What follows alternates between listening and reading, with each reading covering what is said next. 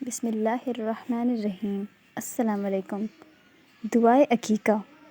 بچے کی پیدائش پر اللہ تعالیٰ کی بارگاہ میں جو جانور ذبح کر کے خیرات کیا جاتا ہے اسے عقیقہ کہا جاتا ہے۔ عقیقہ حضور صلی اللہ علیہ وسلم کی سنت ہے۔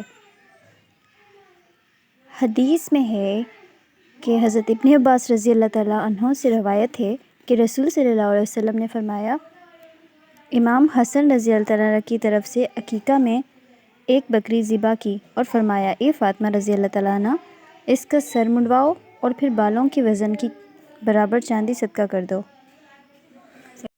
ایک اور روایت میں ہے کہ حضرت سلمان بن عامر رضی اللہ تعالیٰ عنہ سے روایت ہے کہ میں نے حضور اقدس صلی اللہ علیہ وسلم کو فرماتے ہوئے سنا کہ لڑکے کی طرف سے عقیقہ ہے، بس اس کی طرف سے خون بہاؤ۔ ان احادیث سے معلوم ہوا کہ بچے کی پیدائش کے 7ویں دن عقیقہ کیا جائے، سر منڈوایا جائے اور بالوں کے وزن کے برابر سونا یا چاندی صدقہ کیا جائے اور اسی دن بچے کا اچھا سا نام رکھا جائے۔